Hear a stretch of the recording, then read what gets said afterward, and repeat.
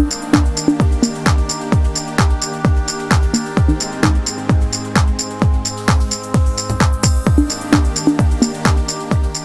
to the Spirit of Mazatlan, a show that actually captures the spirit of this wonderful city, Mazatlan. My name is Debbie. I'm Wendy.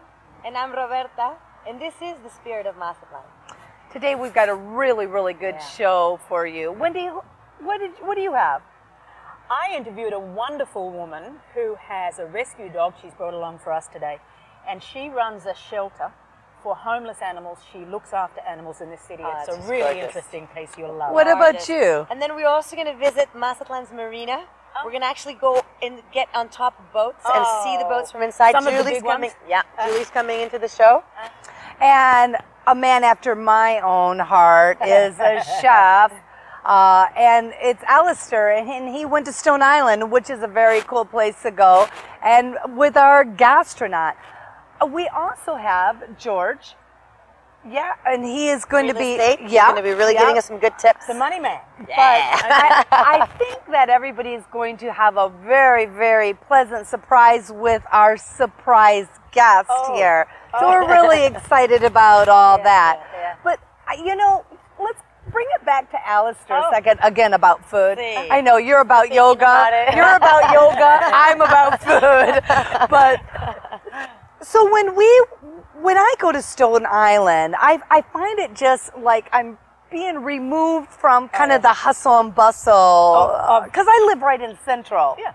And so I love that place. Do you go very often? I go a lot, and I love just what you're saying, the boat ride. How you just go from one place to another. There's no cars, there's no trucks. That's right. Everybody's walking. You can take your dog. That's right. You know, it is. The last time I was there, my goodness, I was mucho caliente when I got off that boat. Did you tell people, Debbie? I did. I was walking. Caliente? I'm like, they said, No. If you say mucho caliente, you can apply it to a thing, right? Something's caliente. But if you say it to yourself, caliente, yo estoy caliente, it means you're horny. I don't think you understand. Like I said, I was mucho caliente. So I know, you know, calor, right? Mucho calor. Calor. But no, I was mucho caliente. Oh, so you meant it then. Yes, I meant it. Stone Island does that to you, doesn't I know. Well, the boat ride alone was working for me. So, but anyways, moving on. We're really excited that you're going to be joining us on this show today.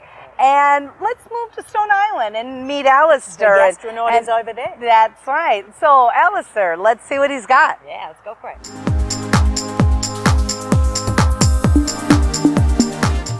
Welcome to the Gastronaut. The other day somebody asked me, what does a chef, restaurateur, and of course gastronaut do on his day off? Well, being a chef, restaurateur, and gastronaut, you really don't get a lot of time off. But when you can steal a few hours, one of my favorite places to go, and many other people's favorites, is Stone Island. So come along with me while we do our next gastronomical adventure to Stone Island. One of the most legendary spots here in Stone Island is Lette's. It was created by Lette and her husband Felipe back in the 1950s. Best known for the seafood, the wonderful vistas, the beaches, and the flowers. Totally spectacular. I got it both. Finally, enjoyment, the vistas, the view, the music, and soon to be the food. I can hardly wait. I like it so. Hello, my friend. Hola, buenas tardes. Buenas ¿Cómo tardes. estás? Muy bien. ¿Algo para tomar? Por favor, Pacifico Michelada. La Pacífico Michelada. You want something to eat? Yes, I do. I want. Do you do a combo platter? Yes, I got it. Is it good? Very good. I hear it's good. I recommend it. All right, perfecto. Okay. Bring it on. Well, they come with brocheta, fish, coconut shrimp, and quesadilla. Oh, perfecto. That was right? Sí, perfecto. Okay. Okay. Gracias. Gracias. What I've ordered is a traditional array of seafood prepared over an open flame It's going to be spectacular. We've got some prawn brochettes, we've got some fresh fish, we have some quesadillas, we have a little bit of this and a little bit of that that's going to come with it. Some great condiments. I've ordered a great drink, a Pacifico with some lime juice, a little salted rim. What more can you ask for? What more? I don't think much. Hola, amigo. Hola. Comida está lista. We got some rice, we've got some salad. Wow, look at that. My God. Outstanding. So, This is a breaded shrimp, breaded shrimp, coconut shrimp, garlic shrimp. garlic In shrimp, the back is one brocheta.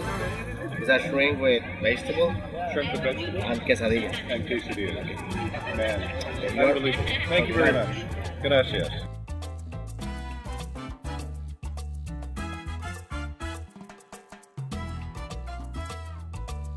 And I'm just going to dig right in here. Garlic shrimp, butterfly with the shell on, holds in the moisture. Don't be afraid to eat the shell. I always do.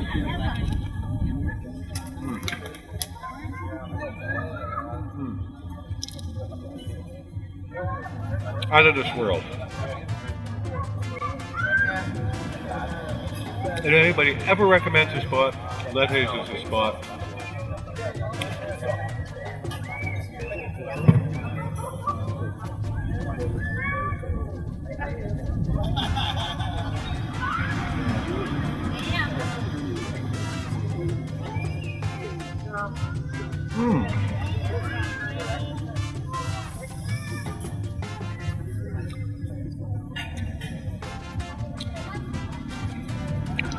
The fresh shredded coconut, outstanding.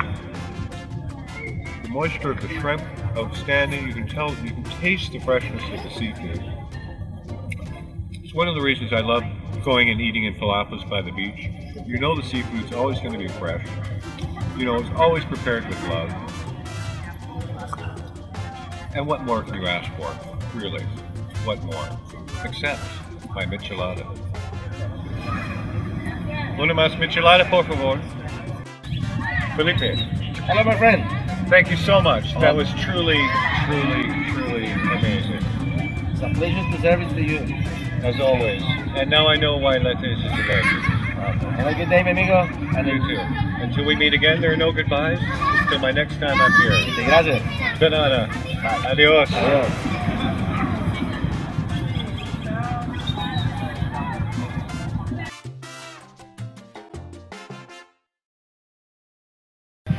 As you know, my gastronauts, what an afternoon I've had. My short 2-3 hours here has relaxed me, it's invigorated me. I think of the food, I think of the fish, I think of the prawns, I think of life, and I look at this.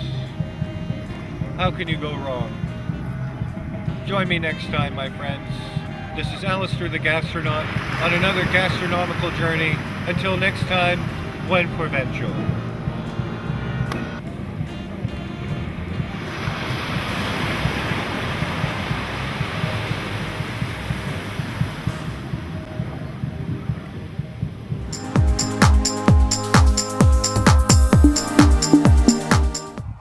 Now, I'm hungry. That was fabulous. Oh my goodness. Oh my goodness. You know what I loved? I love those panoramic views of Isla de los Chivos. You really get a full sight of what Stone Island is about. Don't we actually live in the most beautiful place on earth? We live in a fabulous place, and I found out the other night, tell me if this is true or not, that you've been here for a very short while indeed. When you went looking for real estate, you loved the place so much. Is that true? No, but it wasn't short. It was, I heard it was 3 days. Yeah, I was actually here 2 days and bought a house. I fell in love with the place. Now, I think research is always good anytime you're investing a large sum of money.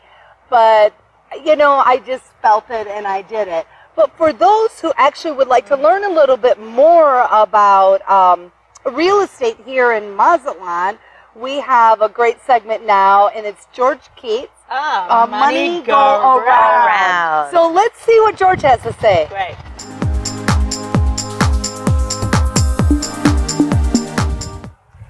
Thank you, girls. My name is George Keats, and I'm host of Money Go Around. Welcome to our program. Our topic today is real estate, and my guest is Carol Sinclair.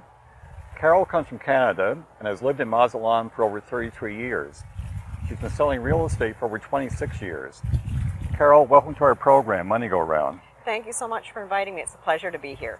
Carol, one of the questions I'm often asked, and I've been living here for 7 years now, and I get this question frequently, is can non-Mexicans, foreigners, buy real estate in Mexico?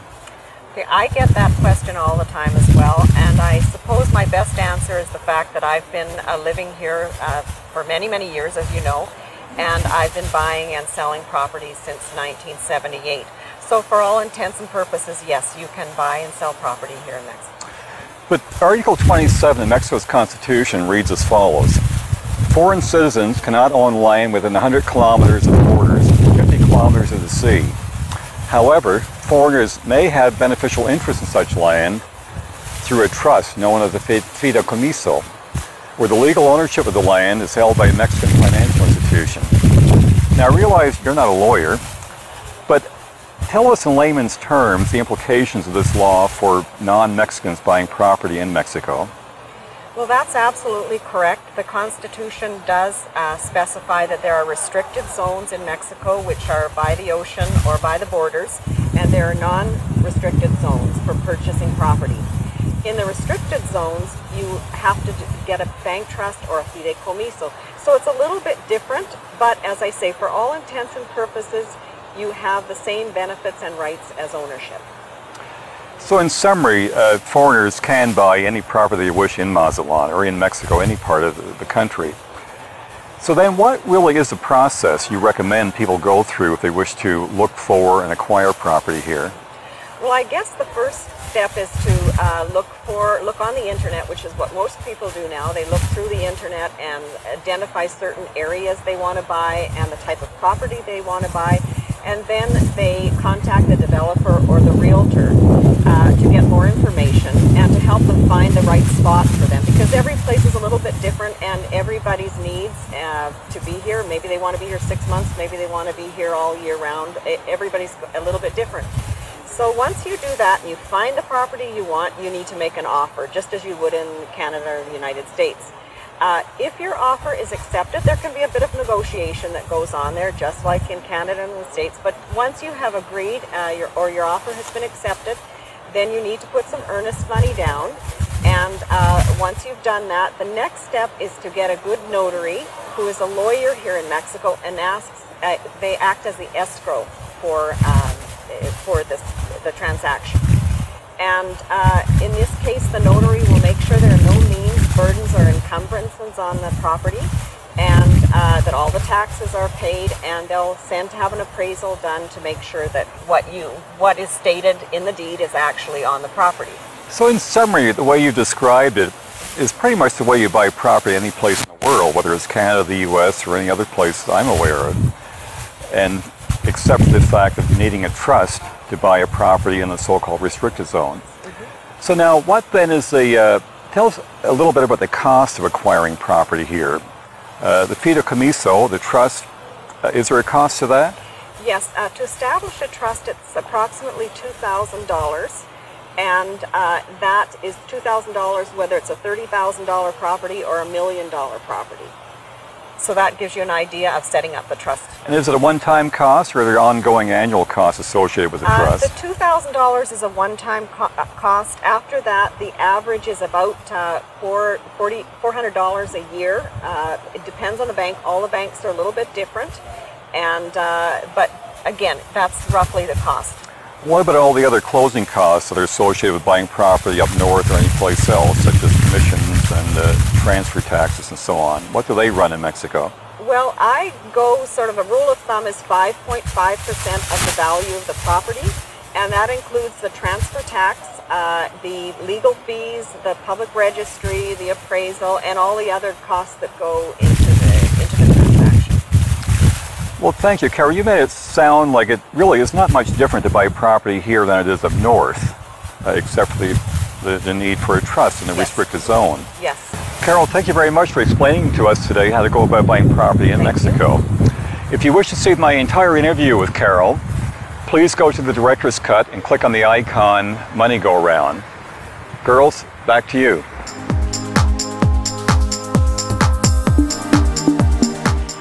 The one thing that I'm so excited about with Mazatlan is that it's so animal friendly. I actually brought my very much scaredy cat to Mexico with me when I came down, and it was a long drive. And I find that it's just very cool that it's so animal friendly. They're accepted, yeah. And Wendy, you have what we call the Wonder Dog, Snickers. Yes. Yeah, good. I have Snickers the Wonder Dog, who's quite well known down here. Snickers was actually, Debbie, a rescue dog originally. Really? We've got with us today Billy Lochal, very well known here, because Billy runs an animal shelter. Before I ask Billy to tell us about herself and about the animal shelter, I would like to get Billy to introduce us to her pet, but before I do that, I'd like you to see this. Down here, it's not uncommon for dogs to wear clothing, and this dog is wearing the t-shirt, which happens to be the t-shirt from Billy's animal shelter, Amigos de los Animales. The dog looks beautiful. Billy, tell us about your dog, please. Well, we have a shelter, and they're mostly street animals, dogs and cats only. And let's keep going through this, and I'll edit it. But Billy, this is a rescue dog, isn't it? Yes, I got Kiki. This is Kiki, and I got her at the shelter. How old is she? She is now 5 years old. We believe she was about 2 when I got her. She has just fit into our home beautifully, and she was a street dog. She was a rooftop dog. I have a question. The shelter, what does it do? It takes in dogs or cats that have lost their home, or what is the policies? How does it? Most of the dogs and cats that come to our shelter are roaming the street, and there'll be citizens that will pick them up, yes, and bring them in. Some are ill, some are just malnutritioned. We had one dog came in that his back was completely burned down the center of his back, either hot oil or battery acid. Billy, how do you pay for this? All donations and adoptions. We have fundraisers, and it's through donations of people that come to the shelter to look, our fundraisers, and adoptions. The money from the adoptions all goes back into it. Now, do you have, I had heard through the grapevine that you have some sort of bazaar? Yes, we have just recently opened a bazaar. It's used items. It's a resale store, actually. Oh, wow, that's interesting. And we've had great participation with all of the residents here. And we just recently, this week, opened a new pet boutique, which carries all new things for dogs and cats. Wow. And so, Billy, in this place where one of the claims to fame in Mexico, things don't get thrown away, it's reuse, recycle, learn something else. Billy's Bazaar has the most wonderful things, and that reuse, recycle system works perfectly down here and raises a great deal of money for you. It does. But you not only rely upon money, and I must say that last weekend I was at one of Billy's well-known fundraisers, the most fabulous champagne breakfast with the best food that you can possibly imagine for a fundraiser. So you do very well on those things. Yes. But Billy, you also rely very much, don't you, on volunteers? Oh, volunteers they are the heart and soul of Amigos. Who are these volunteers? Are they mainly Mexicans or are they mainly expats? We have both. We have expats that work in the morning, and then a lot in the afternoon are students from the schools and the universities that have put on fundraisers for us and donated to us, and in turn they come and they walk the dogs. Wow. And they're veterinary students, Billy. Some, but some that just love animals and don't have any of their own, and they come and enjoy, and they're just wonderful. We really depend on our volunteers. They are the heart of the shelter. And of course, down here, a lot of expats who spend time here are more than happy to put something back into this city, which gives them so much. Something like the shelter is a marvelous way for them to do that, isn't it? Exactly. Donations are accepted, not only in monetary things, but we can always use money. Or even a lot of people that come will foster for us, and that's right. while they're here, Wow. and they What is that, It's a foster? great system. Tell us about that. well, they can come and choose an animal that we have at the shelter and take it home temporarily to socialize it and The get time it that they're ready. going to be here, have some Exactly. company. Exactly. Isn't that wonderful? It's great. Didn't friends of ours actually do that and wound up They're called foster failures, and they usually end up keeping yes. the dog or cat? yes. Yeah. Well, you know what? This is so exciting. I do believe we have something that. Why don't you model Let's see. Just before This came this from lovely? Billy's Bazaar, I think. I love it. This is sold in our boutique. This is part of our Amigos de los Animales clothing line. I love it. And that is we so have exciting. t-shirts, men's dress shirts, tote bags, and aprons. Oh, wonderful. Billy, you are really doing a great service here to the animals of Mazatlan, and we actually want to thank you. Yes, and thank you for thank joining you. us here Thank you today. so much, Billy. Thank you for having me. And thank you, Kiki.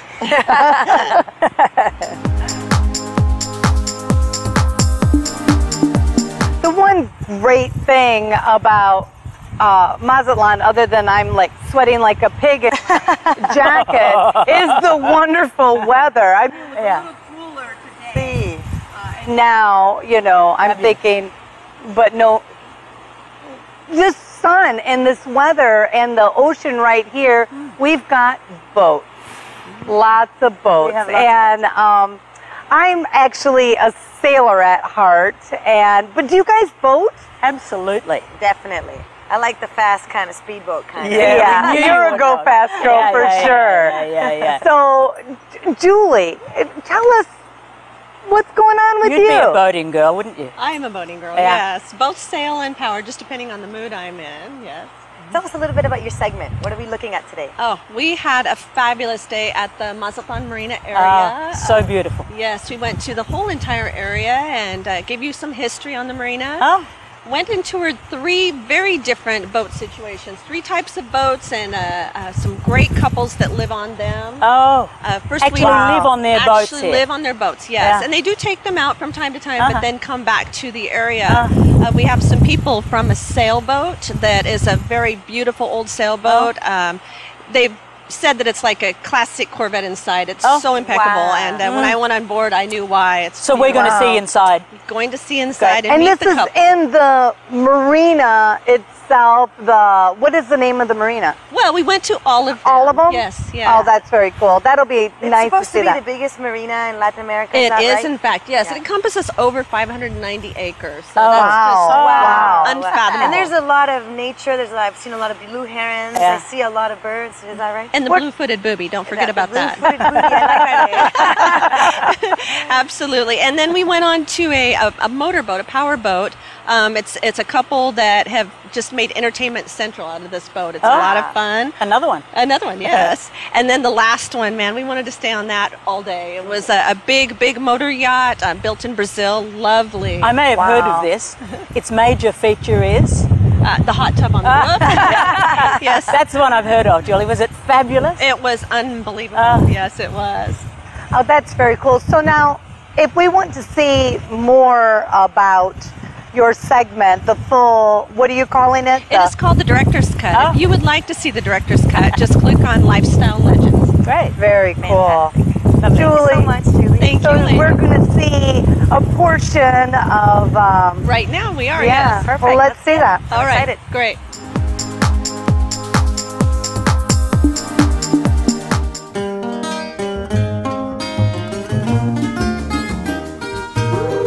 Today on Lifestyle Legends, we're here at the beautiful and picturesque Mazatlan Marina area. This whole area encompasses more than 590 acres. It was built just some 17 years ago and therefore offers the most modern facility. Legend has it that the land was acquired by a tomato farmer from Sinaloa. Along came a North American one day and convinced this man that this would be the perfect place to build a marina, mostly because of its location deep within the estuary, providing safe haven from any summer storms. Fast forward to today and you have the largest and finest marina in Latin America, with upwards of 1,500 boat slips. Owing to the success of the condominium development in this area, there are now some of the best hotels, restaurants, nightlife, an 18-hole golf course, and many more feature attractions. If you'd like to take a walk around here, there's a wonderful boardwalk that encompasses a large area of the marina. There's also golf carts and buggies to get you to and from your destination. And the latest future commercial development is planned to encompass a 20-acre shopping area. Mexico's prestigious university, Tec Milenio, run by the Tec de Monterrey, now has its new state-of-the-art modern campus here as well. And now Mazatlan has a world-class convention center as part of the marina, which opens up a whole new category of tourism to Mazatlan, with events and concerts of international stature and offering the finest facilities. They also hold international fishing tournaments, such as the International Billfish Tournament and the Big Game Trolling, which are participated in by more than 40 countries. Mazatlan Marina offers all of the services to meet the needs of the now so prolific yachting and boating community. Here we have a local expert who is going to tell us more about those services. This is Rick Cummings. Rick? Thank you, Julie. Mazatlan has a lot to offer above and beyond any other port on the west coast of Mexico. Prior to the cruisers arriving, we had the largest shrimp fleet on the west coast, the largest tuna fleet on the west coast, and all the suppliers have been geared towards this boating community. In about the last 15 years, this has been expanded to include the cruisers. 3 years ago, we had the Singular Marina with the haul-out lift put in. Marina Mazatlan has expanded, El Cid has expanded, and now we're capable of about 450 boats at any given time. The general services for this area, any kind of a haul-out, bottom paint, repainting your vessel, rigging, upholstery, electronics, engines, with the services available around town, plus the ones concentrated here in the marina. Virtually anything that you need to have done to your vessel can be done right here. Wow, that's very exciting, Rick. Thank you so much. And what does this mean to the average boater? As they come in, I bet there's just a great sense of comfort knowing that when they bring in their boat, they can get things taken care of, right? Yes. In the past years, everybody has had this phobia about coming to Mexico and getting quality work done. During the last 4 to 5 years, the level of service has increased at least 100 to 200 fold, where now virtually any service that they require can be handled right in Mazatlan. Wow, that's really great. That's wonderful to know that the Marina Mazatlan area has such great services for the boating community. We really enjoy that, and thank you so much for your time today, Rick. We really appreciate it.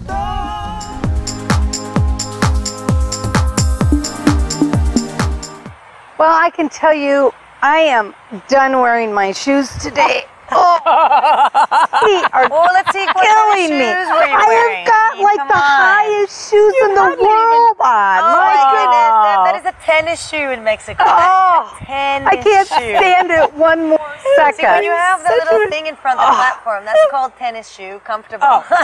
Well, I tell you, I am amazed at how the women wear their shoes here. They're not like, 2 inches. They're like this. Well, even professional women wear these tall shoes and they look fantastic, don't they? They do. You were telling me a story about the weddings. For example, weddings here, you show up at the wedding with your high heel shoes and the bride gives out flip-flops. And she gives out flip-flops to all her guests, all the women guests, so that eventually the women can come down out of their because they've spent all night in the gorgeous big shoes and put their flip-flops on. Well, listen, I just want to show you girls something. We have a couple of girls that are here from the Hotel Playa that actually work here. And we're going to see their shoes because I really want us to have a look at how the Mexican women wear their beautiful shoes. Okay. Now today is a Saturday, so they're not coming in uniform. This is how they would come to work on a Saturday. Casual Saturday. And this is how gorgeous their shoes are. Oh. Let's have a look. Please. What do we got? What do we got? First Let's girl. see. First girl. First girl, she's got these beautiful boots. I love those. I do. I really like boots that are with nice. the skirt and everything. And then we've got those red. Let's turn and see the heels. Give us a turn, girls. Yeah, those are nice. I like those. See how high those are? Okay, I could walk in those maroon ones. I dare you to walk in those. Come on. I like those brown ones. Not a chance. Nice. Let's see the last black one. ones. Those the negro. Oh, those are gorgeous. I now love the that thing chain. is, I get the fact that you wear high shoes for an occasion, but this is not an occasion. This is working. How do you do that? Well, you know, Mexican girls are just, they get dressed up. That is true. I think a little bit is because there's 7 girls to 1 guy in Mazatlan, about the ratio. In this city. So you got to look hot. And you know what? The thing is, it is true when you wear the high shoes, you arch your back more. You do. Your legs are longer. It does. Looking. I know what you're going to say. Oh, what are you going to say? Say it, Wendy. You know what? It's going to lead us into my Spanish lesson. Robbie is referring to what we call Spanglish. When I'd been here about 3 weeks, someone quietly pulled me aside. I don't know if I told you this, Deb. Someone quietly pulled me aside and said, no, Wendy, the correct pronunciation is buenos noches, not buenos nachos, which means, Which means, so if you say buenas noches means good night, right? But if you say buenas nachas means you have a really good butt. I would like to see who you were saying buenas noches Obviously, Wendy, you have a lot of friends. I do now, Rob. So, buenos dias, we'll just finish up with our little Spanish today. Oh. So we know the buenos dias, good morning. See? Is it buenos dia or buenos dias? It's buenos dias plural. Initially, it should be buen dia, but when you're using the buenos with the plural, you have to put both S's at the end. Oh. So buenos, even though we're going to say it every day, you're pretty much meaning the one day. Okay. Buenos dias. Can I ask you one question? When I've been driving into a town or driving out of the town, I think it says something like welcome, but it's a word that starts with a B. Bienvenido. Right. Yeah, it means welcome. That's a really big word, and I've never been able... It actually, if you break it up, bien, from good. Bienvenido, it's from coming, de venir, from the verb venir, to come. So good coming, bienvenido. Well, that's very There cool. you have it. And So buenas noches. No, really. But I was very popular. This has been so much fun. Wait, a trivia question. Oh, yeah, Wendy. I do have a trivia question. Come on, we let's are hear it. here at the beautiful Hotel Playa Mazatlan.